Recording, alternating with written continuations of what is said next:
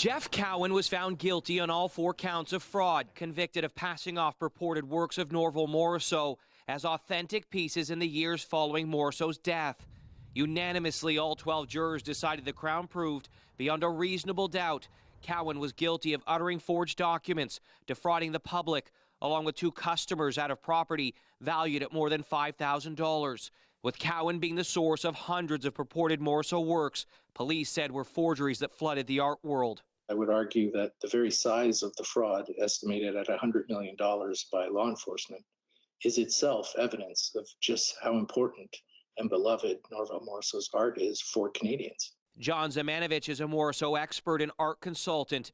Morrisseau, widely considered the grandfather of contemporary Indigenous art in Canada, has been called the Picasso of the North. Since his death in 2007, the value of Morrisseau works has skyrocketed. Cowan maintained all along there was no way of knowing the works were not authentic paintings, claiming Morrisseau, who struggled with alcohol and substance abuse, did not have a consistent set of rules or standards on how he signed his paintings.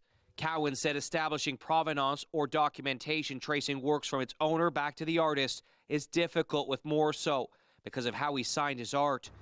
Cowan says police took his records that are now missing. The Crown argued Cowan was the source of hundreds of mimic Morrisseau paintings and that he, along with Jim White and David Paul Bremner, were part of an art fraud ring that sourced, marketed, authenticated, appraised, and sold works they knew or ought to have known were not real Morrisseau paintings. The investigation by the OPP and Thunder Bay Police led to guilty pleas from White and Bremner this summer and 2 other men in Northern Ontario. Cowan, who represented himself during trial, has not ruled out appealing the decision.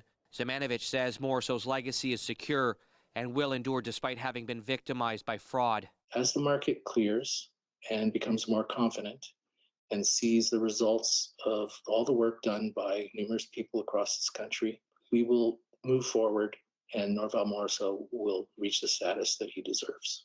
Cowan is scheduled to return to court in late December to set a date for his sentencing hearing. Mike Arsledy, CTV News, Barrie.